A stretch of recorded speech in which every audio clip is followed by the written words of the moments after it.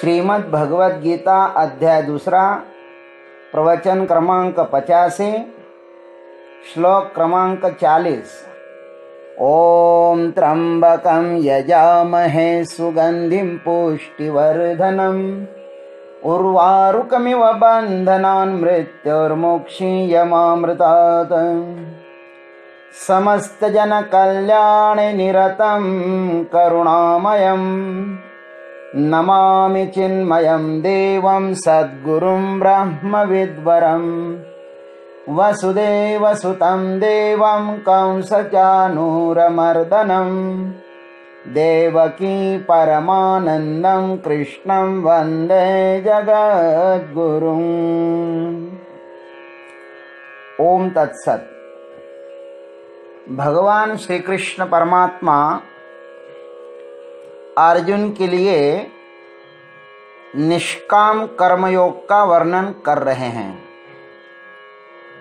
अब निष्काम कर्मयोग में अर्जुन की रुचि बढ़े, इसलिए उस निष्काम कर्म की परमात्मा अब स्तुति करते हैं। नेहाभिक्रमनाशोस्ते प्रत्यवाय न विद्यते स्वल्पमप्यस्य धर्मस्य त्रायते महतो भयात्। अन्वयार्थ। इह अभिक्रमनाशः न अस्ति, प्रत्यवायः न विद्यते। इस परमात्मा प्राप्ति रूप निष्काम कर्म योग के आरंभ का नाश नहीं होता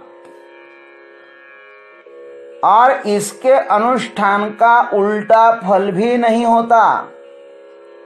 अस्य धर्मस्य स्वल्पम अपि महतः भयात् त्रायते।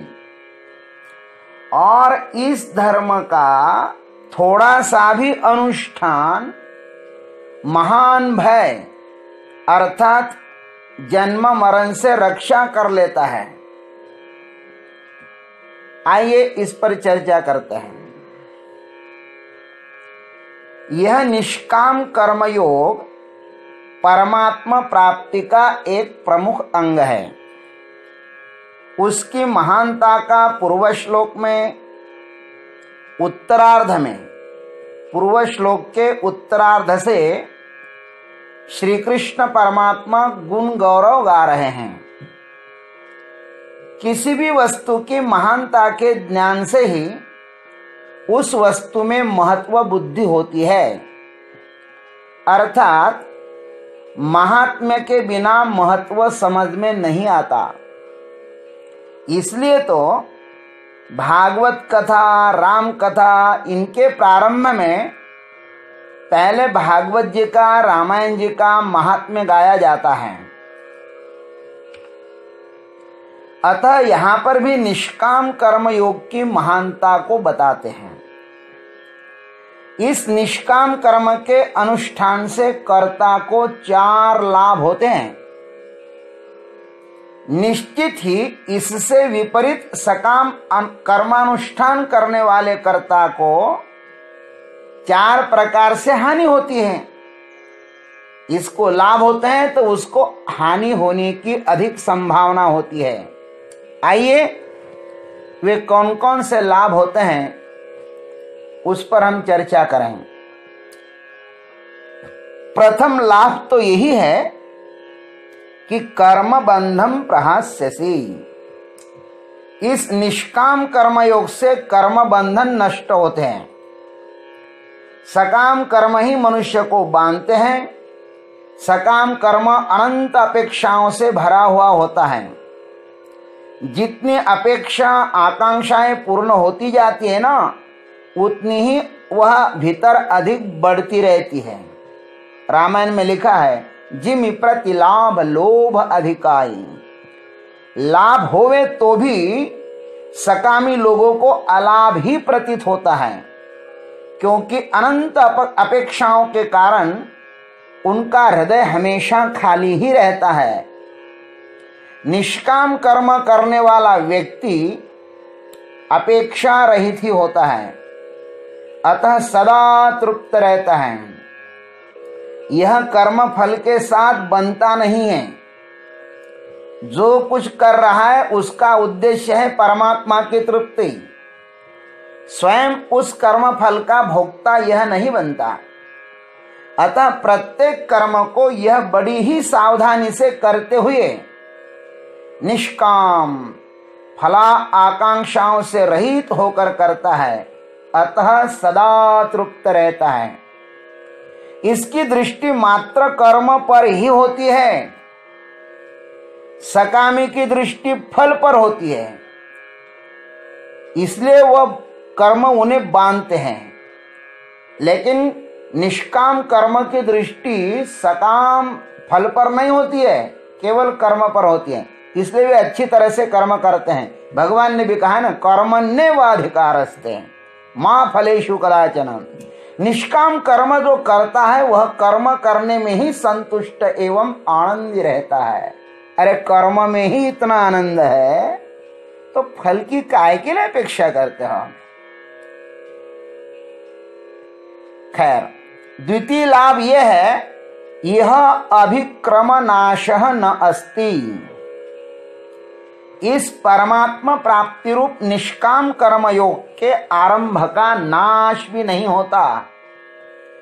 इस ईश्वरार्पण रूप कर्म का नाश नहीं होता। यह सर्वतोमुखी प्रगति करने वाला कर्म है। इसमें प्रगति ही प्रगति है। इसके अनुष्ठान से आत्मसंतुष्टि या महत् लाभ होता है। सकाम कर्म का आरंभ करो तो जब तक फल न मिले तब तक संतोष नहीं होता। जैसे खेती या व्यापार, इसका आरंभ करो ना तो फल प्राप्ति तक उसे नहीं छोड़ सकते। मात्र बीज बोने से फसल नहीं आएगी, मेहनत के बाद भी फल मिलेगा ही, इसका भी कोई भरोसा नहीं है। व्यापार शुरू करने से सफलता मिलेगी ही, कोई निश्चित नहीं कह सकते, असफल भी हो सकते हैं। लेकिन निष्काम कर्म सदा ही सफल होता है। क्यों? कि यह अपेक्षा रहित होता है। निष्काम कर्मयोगी यदि खेती व्यवसाय करे तो आत्मसंतुष्टि रूप धन धान्य तो मिलेगा ही, शिवाय महत् फल भी मिलेगा, जो जीवन का परम लाभ है। निष्काम कर्मयोगी चाहे जो कर्म करे उसे लाभ ही लाभ है। चाहा नहीं था, भगवान ने उससे ज्यादा दिया। कुछ मिले भी तो वह उसका निमित्त स्वयं नहीं बनता, ईश्वर पर ही छोड़ देता है। उस प्रभु की जैसी इच्छा, यह सब बोझ प्रभु पर छोड़ता है। लेकिन सकामी सब बोझ अपने पर लेता है, इसलिए वह दुखी होता है। देखो, तीसरा लाभ है निष्काम कर्म का। तीसरा लाभ है प्रत्यवायः न विद्यते। इसके अनुष्ठान का उल्टा फल भी नहीं मिलता। किसी कारणवश निष्काम कर्म न होवे तो इसका प्रत्यवाय माने विपरीत फल भी नहीं मिलता। जैसे चिकित्सक किसी रुग्ण की चिकित्सा करते समय उनके किंचित भूल से, गलती से रुग्ण की मृत्यु भी हो सकती है। सकाम कर्म में थोड़ी सी भूल भी उल्टा फल देने में सक्षम हो जाती है, वैसी निष्काम कर्म में नहीं होती। जैसे पंचाक्षरी मंत्र को जानने वाले मंत्रज्ञ को भूत बाधा नहीं होती, जैसा मंत्रज्ञ न बांधिए भूत बाधा। सकाम कर्म कांड में कुछ भूल न होवे, इस पर बहुत ही सावध रहना होता है, वरना तुरंत विपरीत फल मिलता है।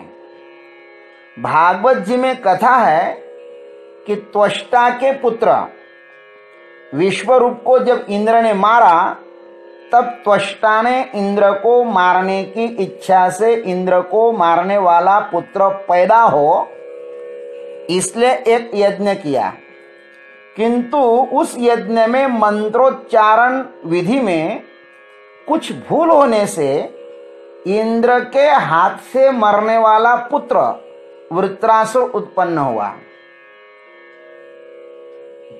क्योंकि सकाम कर्म था ना। लेकिन निष्काम कर्मयोग अपेक्षा रहित होता है, कोई संकल्प नहीं होता, कहीं पहुंचने की इच्छा भी नहीं होती, जहां है वहीं तृप्त है। इसका अर्थ निरस्ता नहीं है, भीतर एक आनंद रस की धारा बह रही है। जैसे हम महामृत्युंजय महायज्ञ करते हैं, आज तक 4-5 यज्ञ किए, तो उस यज्ञ में मैं तो पूर्ण निष्काम भाव से ही वह यज्ञ करता हूं, और जो यजमान होते हैं वे सकाम भाव से करते हैं, उनको तो फल मिलता है। लेकिन उस यज्ञ का प्रमुख मैं होता हूं, लेकिन प्रमुख व्यक्ति ही यदि निष्काम है तो वह यज्ञ इतना सफल होता है, इतना सफल होता है कि उसमें साक्षात भगवंत उतर आते हैं। उस यज्ञ से परमात्मा संतुष्ट होता है। निष्काम कर्म का आनंद कुछ और ही है। जो हो रहा है वह पूर्णात्मा को समर्पित हो रहा है, बस उसके आनंद में ही हम सुखी हैं। इस प्रकार की भावना ही निष्काम कर्मयोग है। चौथा लाभ क्या होता है, भगवान बताते हैं, अस्य धर्मस्य स्वल्पम अपि महतः भयात् त्रायते। इस निष्काम कर्म का थोड़ा भी अनुष्ठान महत भय से, जन्म मरण से रक्षा करता है। चित्त शुद्धि से ज्ञान प्राप्त होगा और उस ज्ञान से जन्म मरण रूप मिथ्या भय का नाश होगा। अनंत अपेक्षा वासनाओं ने इस आत्म स्वरूप को आच्छादित किया है। इसके कारण यह जीव आज दीनहीन होकर इतस्ततः दौड़ दौड़ कर मात्र भय को ही प्राप्त हो रहा है। उन्हें संपत्ति खोने का भय है, रोग का भय है, मृत्यु का भय है। आस पास सब उन्हें भय ही भय दिखाई देता है, जिधर देखो उधर भय। एक भय से दूसरे भय में अज्ञानी व्यक्ति प्रवेश कर रहा है।